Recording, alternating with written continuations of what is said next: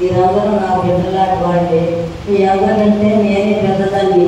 నాకు వయసు 84 సంవత్సరాలు. నేను 6 నెలల బట్టి డిశ్చార్జ్తో బాధపడుతున్నాను.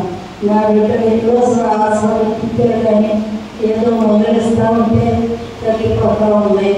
మరి బాధపడుతూనే ఉన్నా.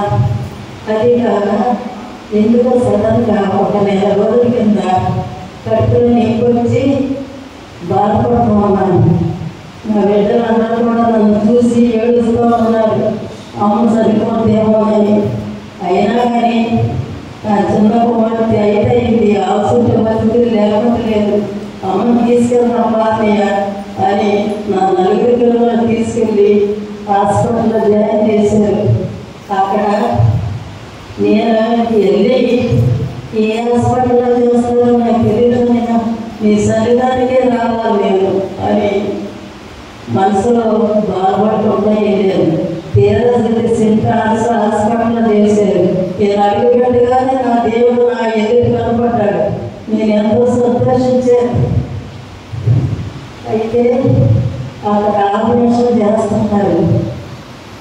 చూసి పర్వాలేదు, బీపీ బాగానే ఉంది, వయసు ఉందని అడిగారు. 84 అయ్యాను. వాళ్ళు భయపడ్డారు.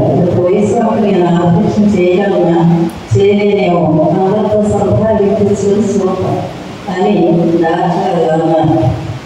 అన్నప్పుడు సరే చేసేది అని బిడ్డలకి ఒప్పుకున్నాను.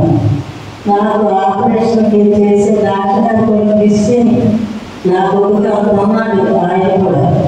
ఆయన కూడా అమ్మా మరి ఎటు అని నేను చెప్పలేను, ఆపరేషన్ చేస్తాను, నీ చిత్తం దేవుడికి ఎంతకంటే నువ్వు తప్పకుండా బ్రతుకుతావు అని అన్నాడు. సరే నాయన అన్నాను.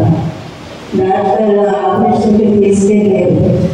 అప్పటికే అతను చేశారు. 3వ వర్షం నాకు ఆపరేషన్ చేసి తీసుకొచ్చారు.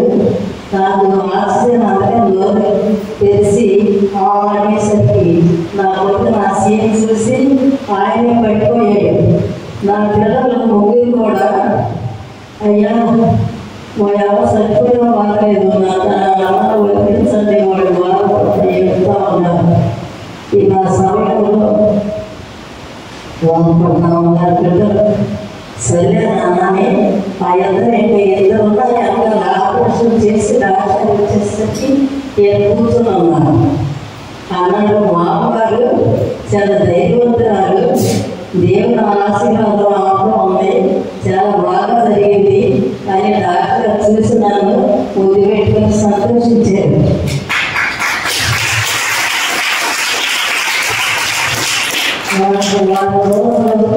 హాస్పిటల్లో ఉన్నాను. మొదలై వాడారు. నా బిడ్డ రాజుగారు మళ్ళీ 2వసారి చూసి పర్వాలేదమ్మా బాగానే ఉందని మెడిసిన్ రాసించారు. తీసుకొచ్చి ఇంటికి వాడాను. ఇప్పుడు నేను శుక్రవారం వచ్చినప్పుడు సంవత్సరాలు తీసుకోవాలి అంటే అసలు ఏమాత్రం ఒప్పుకోలేదు.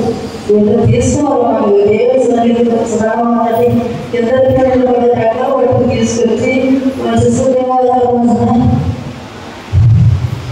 బాగా కూర్చొని ఉన్నాను. ఇద్దరు వరకు సంవత్సరాలు కూడా ఇప్పించారు. సరే నాన్న ఏం భయపడకుండా దేవుడు నా ముందులో ఉన్నాను. నేను చేసిన సేవ నాకే గుణపడి నా గుణపడాలని దేవుడికి తెలుసు. మీరేం భయపడకుండా అట్టగే వచ్చి ఇద్దరు నా ఎక్కడ మొత్తం తీసుకుని వెళ్ళారు. మీకు ఈ రోజుకి చాలా హ్యాపీగా ఉన్నాను. ఆపరేషన్ చేసి మారిపోయి కొంచెం హ్యాపీగా తిరుగుతున్నాను. రాలేమంటే నువ్వు వస్తావు, నీకేం భయలేదు, రా అని ఇద్దరు పిల్లలు అనుకోవడం చేసి తీసుకొచ్చారు. తీసుకొచ్చినాక ఎందుకో నాకు గుడ్లో రాగానే సాక్షి చెప్పుకోవాలి. నేను ఇది తల్లి సంఘం, అందుకని సాక్షి చెప్పుకోవాలి నేను అని నా చదువుతాను. అంటే నీకు ఆలోచన ఏ విధంగా తాగడం చెయ్యమ్మా, సాక్షి చెప్పుకోవడం చెప్పుకో, అన్న ఆశీర్వాదం నీకు ఉంటేనే నీకు వేరు జరుగుతుంది. సాధారణ సమయం ఇచ్చినందుకు ఆయన Praise the Lord. Praise the Lord. Praise the Lord. Praise the Lord. Praise the Lord.